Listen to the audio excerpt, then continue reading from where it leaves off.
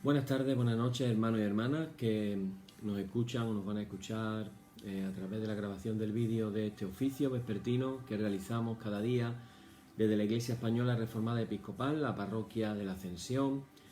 Quien nos habla, el reverendo Miguel Ángel Pino, para tener nuestro tiempo de oración, de adoración y nuestro tiempo de estudio bíblico.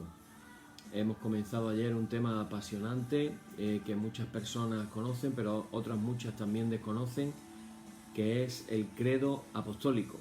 Vamos a estar hablando varios días, varias semanas posiblemente, acerca de este tema que realmente tiene unas profundidades que realmente son muy preciosas. Ayer hablábamos cómo en el centro del credo apostólico está la confesión de que Jesús es el Señor, como decía Pablo en 1 Corintios capítulo 12. Y para comenzar esta reunión en el día de hoy, lo vamos a hacer precisamente haciendo esa confesión, reconociendo en nuestras vidas que Jesús es el Señor. Así que nos ponemos en la mano del Señor en este momento a través de la oración. Padre, gracias por este día que nos has dado, gracias por permitirnos estar en tu presencia. Gracias, Señor, porque el objetivo de todo lo que hacemos a partir de ahora es que tú seas el centro de nuestras vidas nuevamente. Queremos agradecerte por todo, bendecirte, adorarte, alabarte. Queremos, Señor, que tú seas ensalzado y venimos con humildad, Señor, para decirte que puedas abrir nuestros ojos espirituales para poder ver las cosas como tú las ves. Señor, que aprendamos a mirar las cosas como tú las ves.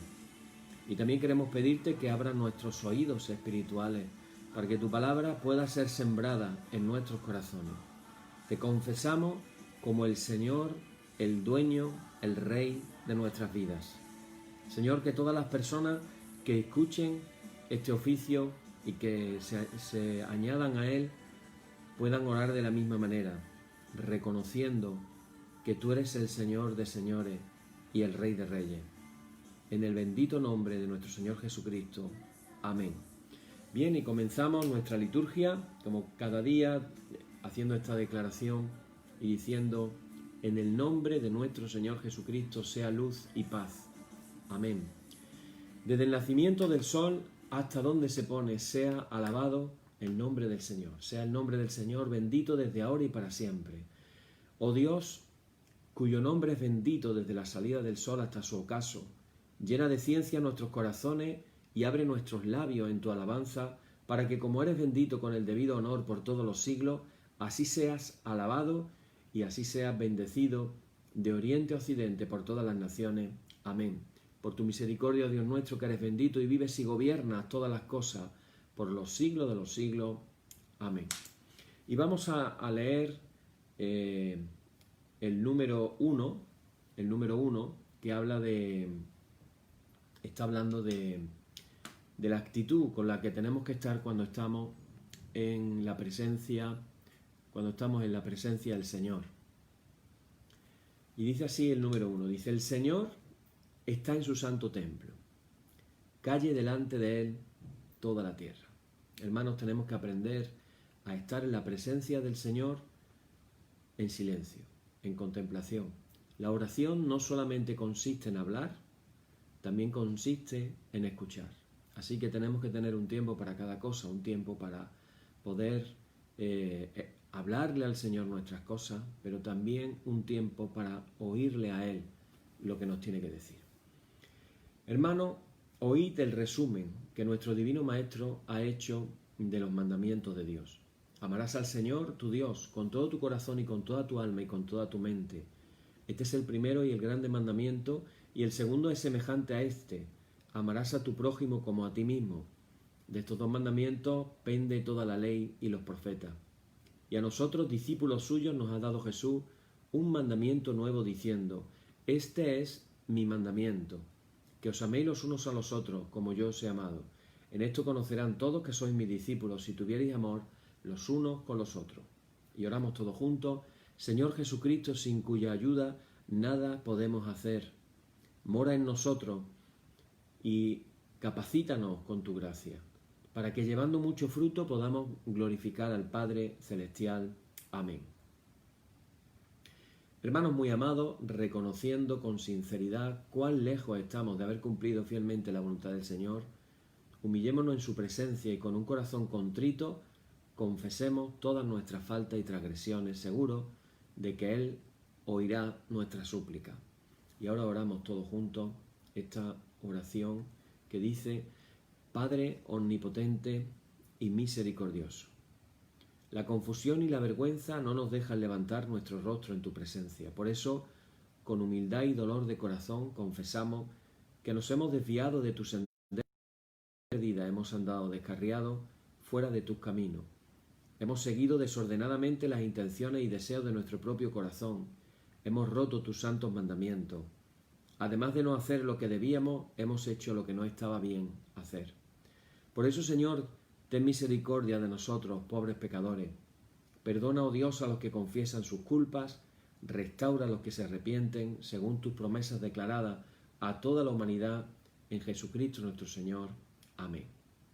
Y el Señor Jesucristo, que tiene el poder de perdonar pecados sobre la tierra y que no desecha al pecador que a él acude para salud, oiga vuestros ruegos, perdone todos vuestros pecados y os conceda su Santo Espíritu, para que vuestra vida sea de aquí adelante pura y santa, hasta que seáis recibidos en el goce de su eterna gloria en las mansiones del Padre Celestial. Amén. Señor, abre nuestros labios y nuestra boca anunciará tu alabanza. Vamos a dar lectura a un salmo. Si tenemos la Biblia en la casa, podemos abrir nuestra Biblia en el Salmo número 33. Dice así la palabra del Señor. Alegraos, oh justos, en el Señor. En los íntegros es hermosa la alabanza. Aclamad al Señor con arpa, cantadle con salterio y decacordio. Cantadle cántico nuevo, hacedlo todo bien, teniendo con júbilo. Porque recta es la palabra del Señor, y toda su obra es hecha con fidelidad. Él ama justicia y juicio. De la misericordia del Señor está llena la tierra. Por la palabra del Señor fueron hechos los cielos, y todo el ejército de ellos por el aliento de su boca. Él junta como montón las aguas del mar. Él pone en depósito los abismos. Tema el Señor toda la tierra. Teman delante de Él todos los habitantes del mundo, porque Él dijo y fue hecho. Él mandó y existió. El Señor hace nulo el consejo de las naciones y frustra las maquinaciones de los pueblos. El consejo del Señor permanecerá para siempre. Los pensamientos de su corazón por todas las generaciones. Bienaventurada la nación cuyo Dios es el Señor, el pueblo que Él escogió como heredad para sí. Desde los cielos miró el Señor y vio a todos los hijos de los hombres. Desde el lugar de su mirada miró sobre todos los moradores de la tierra. Él formó el corazón de ellos. Atento está a todas sus obras. El rey no se salva por la multitud del ejército, ni escapa el valiente por la mucha fuerza. Vano para salvarse es el caballo. La grandeza de su fuerza nadie podrá librar. He aquí el ojo del Señor sobre los que le temen, sobre los que esperan en su misericordia, para librar sus almas de la muerte y para darles vida en tiempo de hambre. Nuestra alma espera al Señor. Nuestra ayuda y nuestro escudo es Él. Por tanto, en Él se alegrará nuestro corazón, porque en su santo nombre hemos confiado. Sea tu misericordia, oh Señor, sobre nosotros, según esperamos en ti.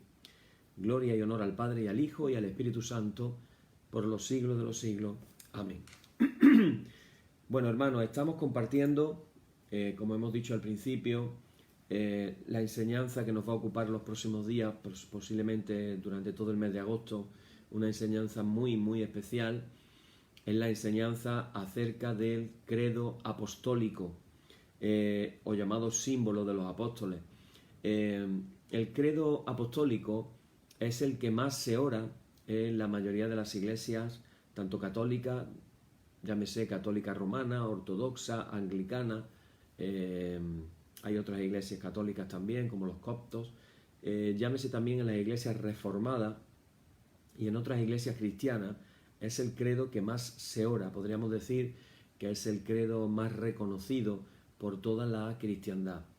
Ayer estábamos hablando de la importancia de ver las cosas como como el Señor las ve, y nos referíamos al versículo de Efesios capítulo 5, el versículo 27, cuando dice Jesús que Él va a presentarse a sí mismo una iglesia gloriosa, sin mancha y sin arruga. Y hablábamos de lo que Jesús dice, una iglesia. Hermanos, no van a ser, lo vuelvo a repetir, lo voy a estar repitiendo durante todo este tiempo, no van a ser cientos de miles de denominaciones, va a ser una iglesia. La teología estudia, mira, reflexiona acerca de cómo podrá ser eso. Hay los que dicen que en la famosa teología del rapto, cuando la iglesia sea raptada, digamos que van a ser escogidos cristianos de diferentes denominaciones y luego en el cielo se juntará la iglesia y ahí es donde se va a formar la iglesia. Esa sería una idea.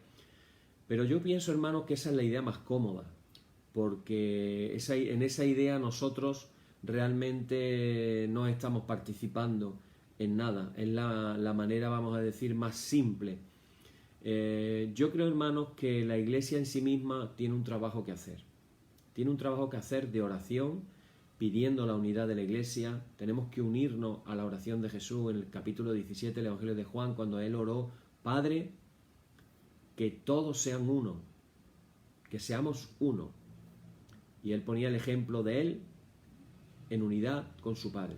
Como tú y yo, Padre, somos uno. Ese es el ejemplo a seguir, ser uno entre nosotros, como Jesús y su Padre eran uno. Y eso conlleva, hermano, oración, porque eso quien lo hace de verdad no son las estructuras, es el Espíritu Santo. Pero también escuchamos de algunos hermanos que no creen en la unidad de la Iglesia y siguen defendiendo las denominaciones y siguen tratando de explicar lo bueno, lo positivo de las denominaciones. Y hermano, eso es algo que realmente que no encontramos en la palabra del Señor y que no es la voluntad del Señor. Nosotros, como explicaba ayer, hacemos en nuestros oficios matutinos y vespertinos, hacemos la oración del credo apostólico, pero los domingos, cuando celebramos la Cena del Señor, el credo que realizamos es el credo niceno-constantinopolitano, que es un credo más extenso todavía. Ese credo es el credo que se utiliza sobre todo en la iglesia ortodoxa, en la iglesia griega. Ya compartía yo ayer que yo personalmente, cuando estoy orando ese credo y cuando comienzo a hacer las declaraciones, porque el credo, hermano, es una confesión de fe, estamos confesando nuestra fe. De hecho, cuando vamos a pedir a los hermanos, aquel ministro que está presidiendo y le pide a los hermanos, confesemos nuestra fe. Y después de decir eso, comenzamos lo que es la recitación, la declaración del credo. Creo en Dios Padre Todopoderoso. Bueno, ahí, en ese credo niceno, ayer yo recordaba frases como aquella de Dios, luz de luz, Dios verdadero, de Dios verdadero. La verdad que es realmente algo impresionante. El creador de todas las cosas, dice el credo, las cosas visibles y las cosas invisibles. Dios lo ha creado todo. La verdad es que esto nos conecta con Dios de una manera súper especial, porque nos está conectando no solo con el Dios Padre, sino con el Dios Creador. Bueno, son cosas que vamos a estar viendo.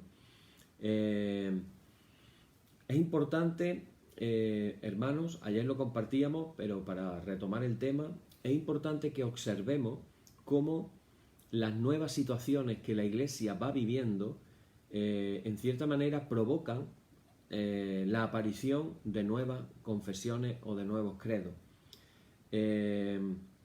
En algunos casos no son que se extiende el credo apostólico, sino que se están haciendo nuevas formulaciones de la fe en situaciones determinadas, en los primeros siglos. Pero si nos vamos, por ejemplo, no solamente estamos hablando de los primeros siglos, sino hay confesiones de fe que han surgido a partir de la Reforma Protestante en el siglo XVI. Sería el caso, yo tengo aquí algunas cosas anotadas, como por ejemplo la Confesión de Augsburgo, que es una confesión básica de la doctrina luterana, que fue realizada en el año 1530 la redactó uno de los, el mano derecha, el íntimo colaborador de Lutero, llamado Felipe Melanchthon, y se presentó al emperador por los príncipes que se habían adherido a la Reforma, como diciendo: esta es nuestra confesión de fe, esto es lo que creemos nosotros, esto es lo que se cree en ciertos principados de lo que era Alemania.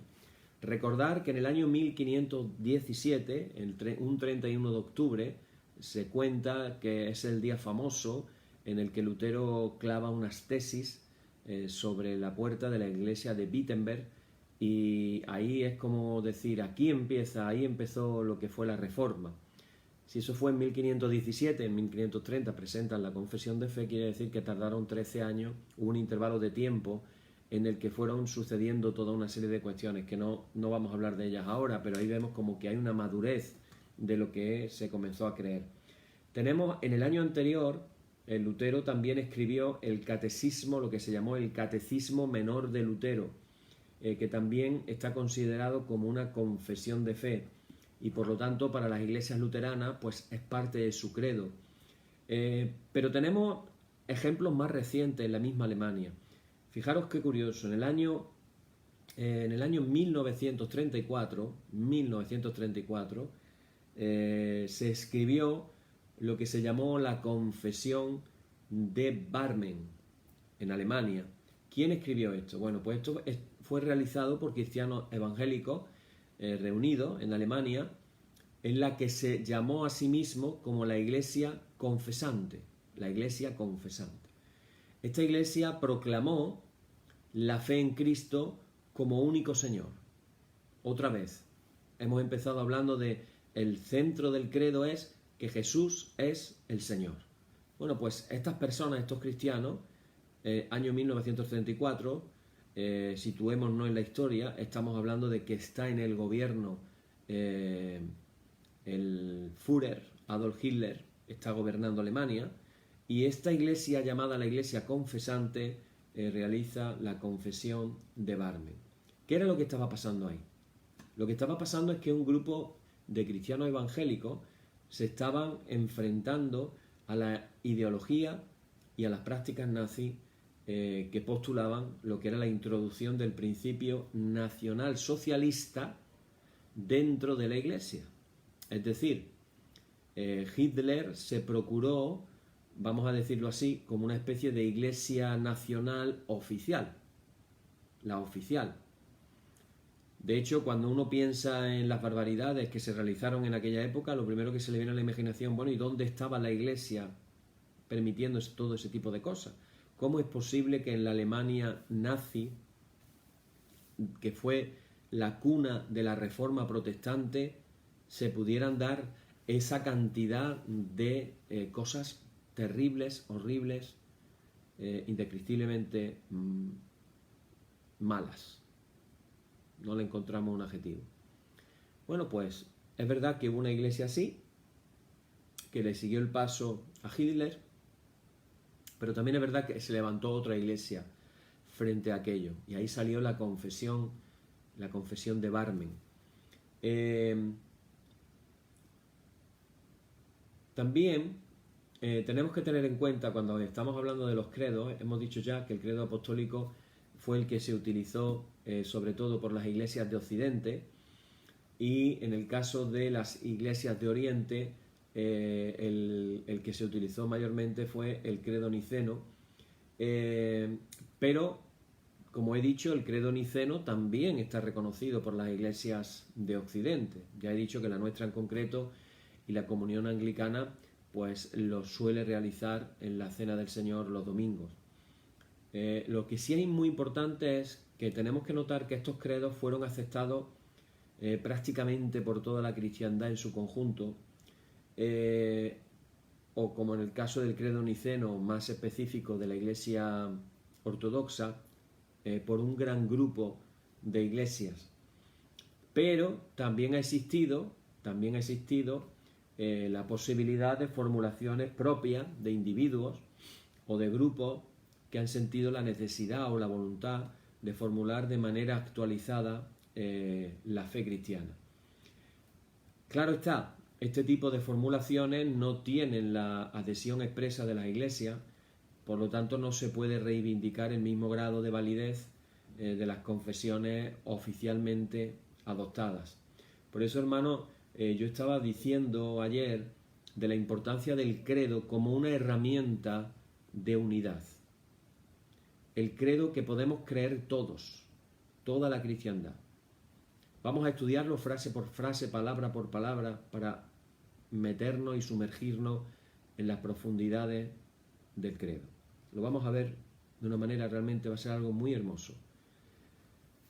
Pero no todas las confesiones son aceptadas por todos. Ahí es donde entramos en el denominacionalismo, donde entramos en las divisiones de las iglesias. Dividirse. En vez de unirse, dividirse. Y la voluntad de Dios, hermanos, yo no puedo decirlo de otra manera. Dios no está viendo denominaciones. Su palabra es clara. Dios ve una iglesia. Y tenemos que aprender a ver como Dios ve. Y lo que Dios está viendo, hermano, es una sola iglesia. Siguiendo con el tema del credo, recordar también que ayer lo comentábamos, el credo se puede decir que es como un intento de resumir toda la fe que podemos encontrar en la Biblia. En tal sentido, el contenido global de la Biblia se resume en la confesión de fe. Pero no estamos hablando realmente de un resumen nada más. Estamos hablando también de una actualización muy precisa de todo el mensaje bíblico. Vamos a ver cómo el credo comienza con frases muy pequeñas, como ayer dijimos, aquello de tú eres el Cristo, el Hijo del Dios viviente, como dijera Pedro, aquello que hemos dicho ya, que venimos diciendo todo el rato, Jesús es el Señor, ese tipo de frases pequeñitas, pero después vamos a ver que la cosa se va haciendo mayor. Antes de seguir adelante, cuál es la base confesional de las iglesias? Y aquí nos encontramos con que las iglesias, por razones de su propio desarrollo histórico, eso sería otra cosa a estudiar, la historia de la iglesia, nos encontramos que antes hemos mencionado cómo en el siglo XVI, por poner un ejemplo, el ejemplo de la iglesia luterana, la confesión de Augsburgo, ahí comienza, vamos a decirlo así, el desarrollo histórico de lo que luego se llamarían las iglesias luteranas. Yo estoy convencido de que Lutero nunca pensó en fundar la iglesia luterana. Lutero pensaba en reformar la iglesia católica, a la cual él amaba, pero digamos su expectativa, su anhelo por muchísimos años siempre fue la realización de un concilio general ecuménico que pudiera juntar a todas las iglesias y en la que se pudiera discutir libremente acerca de los descubrimientos que se habían venido haciendo en la palabra del Señor. Ese era el anhelo de Lutero. Pero luego lo que surgió fue la iglesia luterana, la iglesia reformada, en el caso de Calvino, y así ahí vamos viendo el desarrollo histórico de las iglesias. Yo os animo, hermano, es muy importante, yo os animo, hermano, a que estudiéis la historia de la iglesia, porque uno de los fenómenos que se da en el mundo reformado protestante es que hemos cogido unas tijeras y hemos cortado la historia de la iglesia desde el siglo XVI hasta el siglo I. Entonces pareciera que hay como 15 o 16 siglos que no han existido, de los cuales no tenemos constancia, de los cuales no sabemos qué ha pasado. Y hermanos, del siglo I al siglo XVI, os voy a decir una cosa, hubo iglesia, hubo iglesias. La iglesia no comienza con Lutero. Ya existía la iglesia. Y porque existía la iglesia, Lutero pudo encontrar a Dios. A veces nos metemos con que no se permitía leer la Biblia, pero es que resulta que Lutero era profesor de romanos, por poner un ejemplo, en la Universidad de Wittenberg, y por supuesto que tenía acceso a una Biblia. Y la Biblia no se la facilitó la iglesia luterana, porque entonces ni siquiera existía. La Biblia se la facilitó evidentemente una iglesia católica que era de la que él venía. Recordemos que él era un monje agustino. Así que, hermanos, yo os animo a leer los primeros siglos de la historia de la Iglesia, a conocer personajes que fueron, por ejemplo, muy cercanos a los mismos apóstoles. Se nos habla de Policarpo de Esmirna, que fue discípulo del apóstol Juan, de Ireneo de Lyon, que fue discípulo posiblemente de Policarpo de Esmirna. Se nos habla de un personaje llamado Ignacio de Antioquía, que fue mártir y también es de los primeros siglos. Fijaros qué curioso que las cartas de Ignacio de Antioquía se estuvo pensando y orando si incluirlas también en el canon del Nuevo Testamento. O sea, imaginaros lo cercano que están esos documentos. Los documentos, por ejemplo, de la Didaqué, los escritos de Justino, después, unos cuantos de siglos más adelante, ver que los personajes de la escuela de Alejandría, la escuela de Antioquía, y ahí vamos viendo una serie de personajes que van apareciendo y que tienen muchas cosas de Dios para ofrecernos a nosotros en el siglo XXI. Y nos lo estamos perdiendo, porque pensamos que la Iglesia empezó en el siglo I y luego dio un salto hasta el siglo XVI. Es como que no hubiera habido Iglesia desde el siglo I hasta el siglo XVI, y ahí estamos muy equivocados. Se cifra, los últimos escritos del apóstol Juan se cifran en el año 95 después de Cristo. O sea, quiere decir que a partir del siglo II ya tenemos un desconocimiento acerca de la Iglesia. Así que, hermanos, yo os animo a que os encontréis, a que descubráis, a que busquéis, a que tratéis de entender qué pasaba en aquellos años. Tiene mucho que ver lo que pasaba en aquellos años, y lo iremos viendo en estudios posteriores, del porqué del credo, de por qué en el credo se dicen ciertas cosas y no se dicen otras. Y todo tiene realmente una razón de ser de lo que los acontecimientos fueron sucediendo en la Iglesia. Hermanos,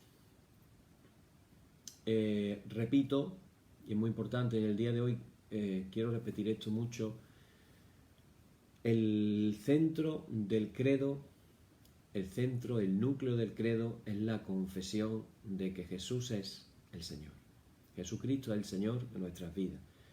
Esta confesión del señorío de Cristo, esta confesión de la salvación en Cristo, es lo que nos une y es lo que puede unir a las iglesias en el mundo.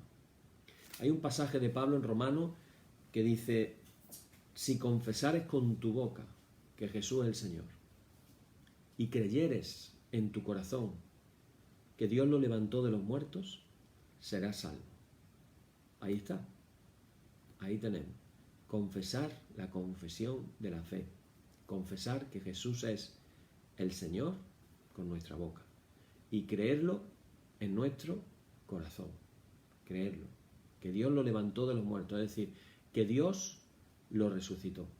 Si creemos que Jesús es el Señor, el Kyrios en griego, y creemos que Dios lo levantó en el corazón, Dios lo levantó de los muertos, seremos salvos o somos salvos.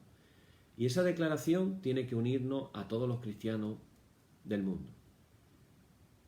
Miremos a la Iglesia como Dios la mira. Quiero hablaros también de las dimensiones de la confesión. Estamos hablando ahora del credo como una confesión. En primer lugar, en cada confesión existe lo que se llama una dimensión de compromiso. Es decir, quien confesamos esta fe, nos estamos comprometiendo con ella. Es algo que compromete y afecta toda la vida de la persona que la confiesa y representa lo que es más fundamental y decisivo. La confesión de fe nos compromete. A lo mejor por eso nos gusta no confesar tanto, porque la confesión es compromiso. Otra de las dimensiones de la confesión es la dimensión comunitaria, que es el hecho de que una comunidad o una iglesia que confiesa su fe en conjunto, ya no es que yo lo hago de manera individual, lo estamos haciendo como iglesia, como comunidad. Así que aunque la confesión de fe tenga el compromiso de cada persona, quien confiese su fe no lo estamos haciendo en un sentido individualista, estamos confesando la fe de la iglesia. del ser iglesia, del somos iglesia. Así que esto nos hace saber que estamos integrados en una comunión de fe. Estamos juntos en esto, hermanos. Esta fe siempre es compartida con hermanos y con hermanas. Y aquí quiero hacer un pequeño paréntesis. Cada vez que nosotros confesamos el credo, está sucediendo el milagro maravilloso de unirnos los hermanos y las hermanas que lo estamos confesando en todo el mundo. Entonces imagínate, a diario es posible que haya unos pocos de millones de personas en el mundo cristianas que lo estén haciendo. Nosotros lo hacemos, ya lo he dicho cada vez, hoy lo vamos a hacer. Justo cuando terminemos la enseñanza, lo vamos a hacer. En cada oficio de oración lo hacemos, nuestra iglesia. Pero lo que sí es seguro es que el domingo lo hacen muchas más todavía, porque la asistencia a un culto de oración es menor que la asistencia a una reunión de la Cena del Señor, a un servicio de la Cena del Señor, de la Santa Cena. Imaginaros los domingos, millones de cristianos recitando, evidentemente por los cambios de la hora, no al mismo tiempo, pero en España hay cientos de miles de personas el domingo recitando, orando, confesando la fe. ¿No es maravilloso eso? Sentirnos unidos entre todos los cristianos de todo el mundo cuando lo hacemos, pero aún hay más. El misterio llega más lejos, porque no solamente nos estamos uniendo a los cristianos vivos, porque a lo mejor no lo has pensado esto de esta manera, pero la iglesia no solamente está formada por los vivos. Los apóstoles ya están con el Señor, ¿verdad? Están con el Señor los apóstoles. Pedro está con el Señor. Juan está con el Señor. Santiago está con el Señor, sí, ¿verdad? ¿Hay familiares nuestros que están con el Señor? ¿Sí? ¿Y ellos no son parte de la iglesia? ¿O sí son parte de la iglesia? Evidentemente, ellos forman lo que se llama la comunión de los santos, de los vivos, pero también de los que ya están con el Señor. Así que cuando confesamos la fe, no solamente nos unimos con los vivos, también nos estamos uniendo con los que están con el Señor, en otra dimensión, en el cielo. Así que es más maravilloso todavía saber que no estamos simplemente diciendo unas palabras, sino que estamos diciendo unas palabras que son un instrumento de unidad. El credo, como confesión de fe común, repito, une a toda la iglesia cristiana a pesar de sus divisiones. Otro motivo más para hacerlo. A pesar de las divisiones que podamos tener en todas las iglesias cristianas, cuando oramos el credo nos estamos uniendo en el Espíritu. Porque estamos confesando, piénsalo, estamos confesando la misma fe. Otra dimensión es la dimensión pública. Porque la iglesia no tiene un fin en sí mismo, sino que la iglesia es una iglesia que está en camino, es decir, lo que se llama una iglesia peregrina. Es una iglesia que vive para servir, es decir, lo que se llama una iglesia profética, una iglesia diaconal y una iglesia misionera. Así que la confesión es el testimonio de la comunidad cristiana frente al mundo. Hermanos, ¿qué testimonio estamos dando en estos tiempos de crisis? En estos tiempos de coronavirus, ¿cuál es el testimonio que nosotros como cristianos estamos dando? Y yo veo en algunos casos cosas que se piensan positivas y no son tan positivas. Cristianos que se están saltando la ley, que se nos prohíbe reuniones en iglesia. Ahora mismo, gracias al Señor, en España podemos reunirnos, pero ha habido confinamiento en el cual no hemos podido reunirnos. No sabemos si, como dicen, posiblemente a partir de septiembre, octubre, es muy probable que volvamos al confinamiento y nos digan otra vez, ya la iglesia no se puede reunir. Y estamos viendo cómo en el mundo, en algunos lugares, eso se lo están saltando. Y estamos viendo cómo en iglesias que no están siguiendo las indicaciones de las autoridades, Se están dando casos dramáticos de incluso pastores que se han saltado la ley y ellos mismos se han contagiado de coronavirus. Y por lo menos es el caso de un pastor que hasta desgraciadamente ha fallecido. Ahora hay el caso de un pastor muy importante en los Estados Unidos que se ha saltado las restricciones y en su iglesia se han dado casos de gente con coronavirus que incluso tristemente o infelizmente han muerto. Eso no es el testimonio. Ese no es el camino a seguir de la iglesia. Ese no es, hermano, el testimonio que nosotros podemos llevar adelante. No es así, hermano. Así que tenemos que pensar que somos una iglesia peregrina, estamos de paso, pero queremos dejar huellas. Somos una iglesia de servicio, una iglesia profética, una iglesia que sabe oír la voz de Dios y sabe dar la palabra oportuna de Dios a las personas. Somos una iglesia misionera, una iglesia que en estos tiempos de crisis tenemos que ser la que vamos llevando la esperanza a las personas. Una iglesia que en medio de tanta tiniebla que estamos viviendo seamos los que estamos llevando luz. Me encanta como explicaba un hombre de Dios y decía, cuando hay mucha oscuridad, una pequeña luz puede iluminar mucho.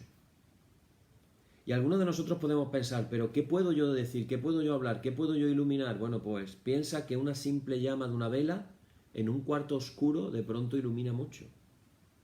Con una poquita luz podemos iluminar mucho las oscuridades de las que nos vemos rodeados. Hay personas con depresión, personas que han superado el coronavirus pero con unos efectos secundarios ahora terribles, personas mayores con un gran miedo a poderse contagiar, personas que han perdido sus puestos de trabajo, que los van a perder, que no sabemos la crisis económica a dónde va a llegar. Se está hablando de una pérdida de Producto Interior Bruto terrible, enorme, impresionante. Nunca esto había pasado en el mundo. Lo que estamos viviendo en estos días, hermanos, nunca antes había pasado de esta manera, con esta globalidad. Así que son tiempos por lo menos como para uno preguntarle al Señor y decir, Señor, ¿y ahora qué viene? ¿Ahora qué? ¿Y qué podemos hacer nosotros? Así que estamos hablando del credo con la dimensión pública en la que la Iglesia está proclamando al mundo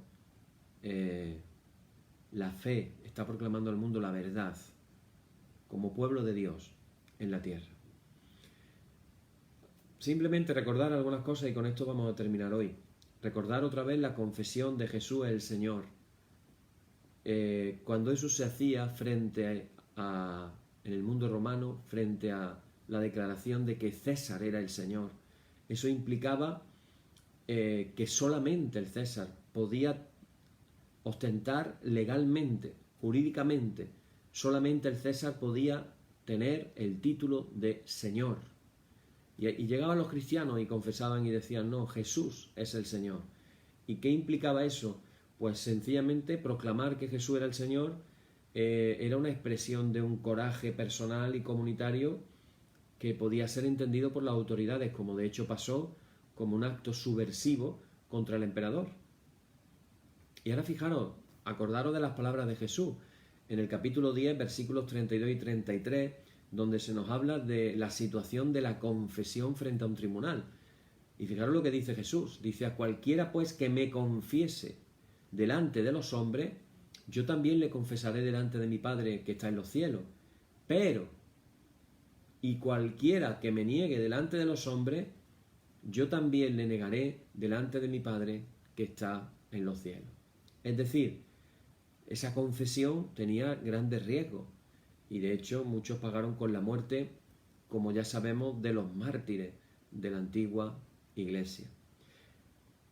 También en Hebreos capítulo 4, versículo 14, se dice el siguiente versículo, dice, por tanto, teniendo un gran sumo sacerdote que traspasó los cielos, Jesús, el Hijo de Dios, retengamos nuestra profesión, Y esto nos recuerda que tenemos que mantener la confesión aun en tiempos difíciles como los que estamos viviendo ahora.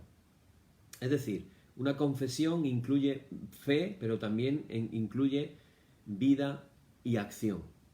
Y esto nos lleva a preguntarnos, ¿dónde confesamos nuestra fe? ¿Dónde es que confesamos nuestra fe? Pues en primer lugar, nuestra fe se confiesa en el culto, en una forma de exaltación y oración de unidad en la fe. Además, el culto también representa el servicio que damos a otras personas y al mundo. De esta manera, la confesión es un testimonio público. Pero también observamos que la formulación de la fe surge, esto es muy interesante y con frecuencia, en situaciones de conflicto, situaciones complicadas, situaciones difíciles. Y en tales situaciones, la comunidad cristiana quiere rechazar doctrina falsa afirmando la fe verdadera. Esto es lo que vamos a ver pronto que pasó en los primeros siglos. Estamos hablando de un elemento de una importancia realmente extrema para la identidad, para la fidelidad y para la misma continuidad de la Iglesia. Yo quiero dejar hoy un ejemplo, vamos a decir, contemporáneo. Un ejemplo que pasó en Sudáfrica. En Sudáfrica, todos sabéis, en África del Sur, Sudáfrica, todos sabéis lo que era, gracias a Dios, lo que era el apartheid. El apartheid era un sistema que estaba fundamentado sobre una ideología racista, que lo que provocaba era una separación de las razas, afirmando la superioridad de la raza blanca sobre las demás, especialmente sobre la raza negra, que era la raza mayoritaria en Sudáfrica.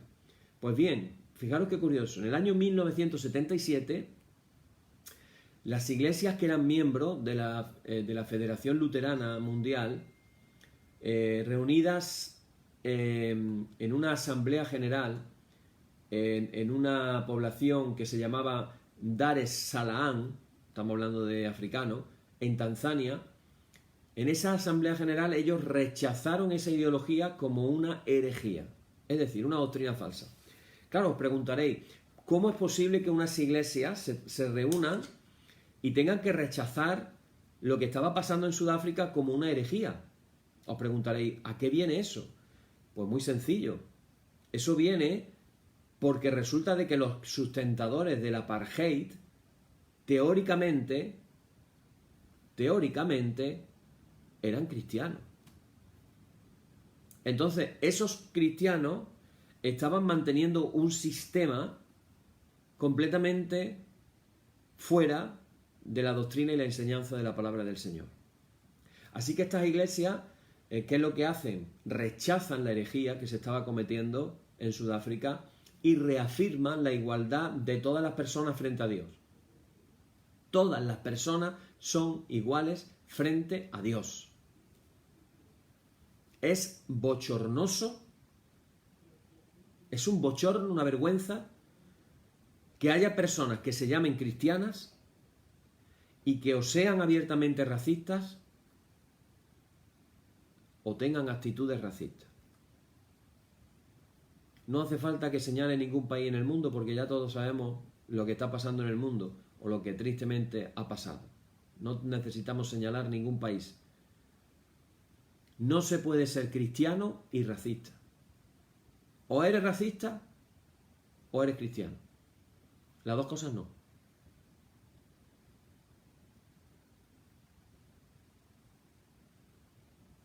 Así que, hermano, sálvese quien pueda. Te lo repito por si no te ha quedado claro.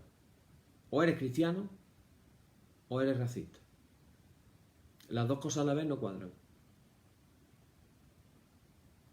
Ya lo dijo Pablo muy clarito.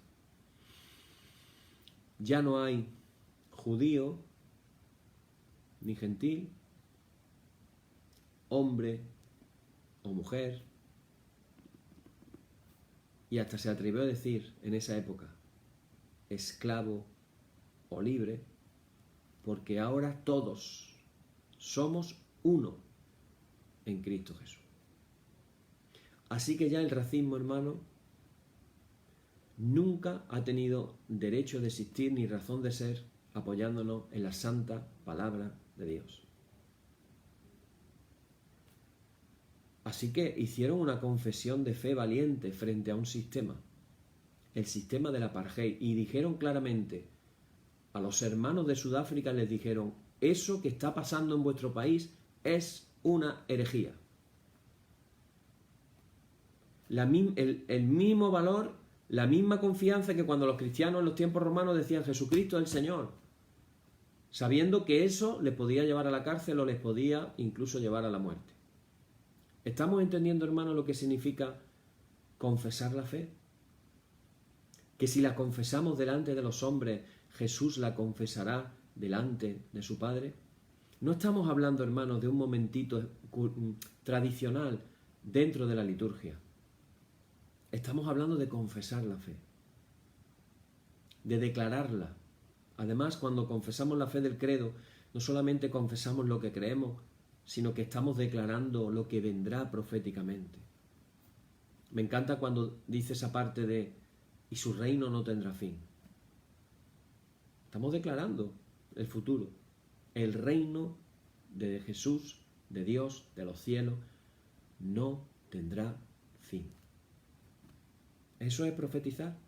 Eso es declarar proféticamente el futuro. Eso es confesar qué va a pasar mañana. Cuando confesamos que resucitarán los muertos,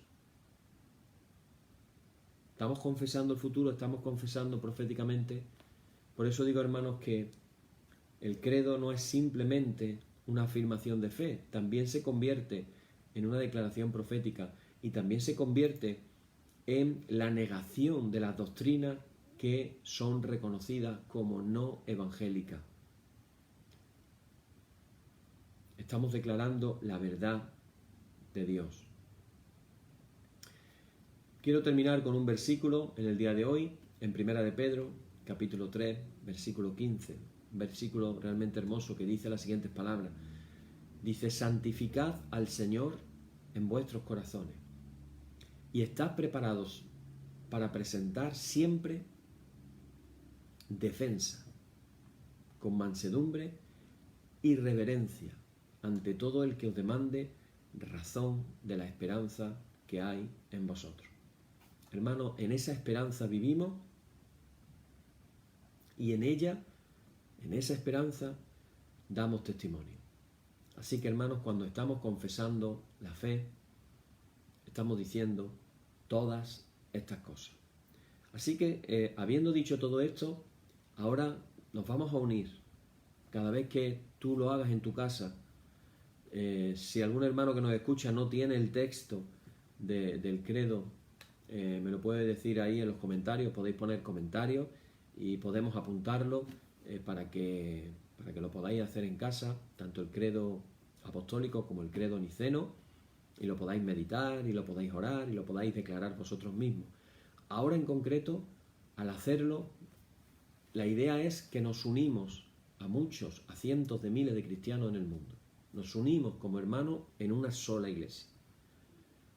Y lo decimos de la siguiente manera. Lo vamos a orar en este momento, diciendo de esta manera: creo en Dios, Padre Todopoderoso, Creador del cielo y de la tierra, y en Jesucristo, su único Hijo, nuestro Señor, que fue concebido por obra del Espíritu Santo, nació de María Virgen, padeció bajo el poder de Poncio Pilato, fue crucificado, muerto y sepultado. Descendió a los infiernos, al tercer día resucitó de entre los muertos, subió a los cielos, está sentado a la diestra de Dios Padre Todopoderoso, de donde ha de venir a juzgar a los vivos y a los muertos. Creo en el Espíritu Santo, en la Santa Iglesia Católica, la comunión de los santos, el perdón de los pecados, la resurrección de la carne, la vida eterna. Amén. En todo eso creemos, hermano. Y ahora oramos todos juntos diciendo: Señor, apiádate de nosotros. Cristo, apiádate de nosotros. Señor, apiádate de nosotros. Padre nuestro que estás en los cielos, santificado sea tu nombre. Venga tu reino y hágase tu voluntad como en el cielo, así también en la tierra. El pan nuestro de cada día dánosle hoy y perdónanos nuestras deudas, así como nosotros perdonamos a nuestros deudores. Y no nos dejes caer en la tentación, mas líbranos del mal. Amén. Líbranos del mal y confírmanos en tu temor con toda obra buena, oh Trinidad, Dios nuestro, que eres bendito y vives y gobiernas todas las cosas por los siglos de los siglos. Amén. Señor, muéstranos tu misericordia y danos tu salud. Llena a tus ministros de virtudes y da alegría a tu pueblo escogido. Acuérdate siempre de esta congregación y de todas las congregaciones cristianas que tú has poseído desde el principio. Oh Dios, purifica nuestros corazones y no quites de nosotros tu Santo Espíritu. Por la tarde, de mañana y al mediodía, justo es, oh Señor, que te alabemos. Señor Dios omnipotente, que de la tarde, la mañana y el mediodía has hecho un día solo y has mandado al sol que conozca su ocaso, abre, te rogamos, las tinieblas de nuestros corazones, y brillando tú en ellos, te conozcamos como Dios verdadero y luz eterna. Amén. Por tu misericordia, oh Dios nuestro, que eres bendito y vives y gobiernas todas las cosas por los siglos de los siglos. Amén. Hermanos, la solemnidad ha terminado. En el nombre de nuestro Señor Jesucristo sean aceptadas con paz nuestras peticiones y alabanza. Gracias sean dadas a Dios. Amén. Y la paz que al subir a los cielos dejó Jesús a sus discípulos, sea siempre con vosotros en toda su plenitud, y la bendición de Dios el Padre Omnipotente y del Hijo y del Espíritu Santo descienda sobre vosotros y more en vosotros eternamente. Amén. Amén, hermanos. Pues de esta manera quedamos terminados por el día de hoy. Mañana seguiremos. Vamos a estar haciéndolo el oficio vespertino a partir de ahora todos los días. Así que posiblemente va a ser en diferentes horarios, pero va a quedar grabado en el Facebook, con lo cual pueden verlo en cualquier momento. También lo estamos grabando en el YouTube. Yo os animo a que toméis apuntes de los estudios que estamos dando y profundicéis más y más cada día en el credo. También os animo a ponerlo en práctica y a orarlo vosotros en vuestras oraciones en vuestra casa. Y al hacerlo, pensar y saber que no lo hacéis solos, sino que os estáis uniendo a más cristianos en el mundo. Ojalá que restauremos la oración del Padre Nuestro, como el Maestro nos enseñó que la hiciéramos, y restauremos también el poder declarar con fe el credo, haciéndolo de una manera profética. Daros cuenta de lo que acabamos de decir, ¿no? Creemos en la vida eterna, creemos en el perdón de los pecados, creemos en la resurrección de la carne. Estamos reafirmando nuestra fe y las bendiciones que el Señor nos ha dado. Así que, hermanos, os animo a seguir orando y ojalá que el Señor os pueda bendecir mucho. Si queréis poner algún comentario, podéis ponerlo, y así también nos vamos retroalimentando un poco de las cosas que vamos compartiendo. Si surge alguna duda, alguna pregunta de lo que se va compartiendo, pues podéis ponerlo en los comentarios y pues se irá respondiendo a poco. Muchas gracias, que el Señor os bendiga. Hasta mañana.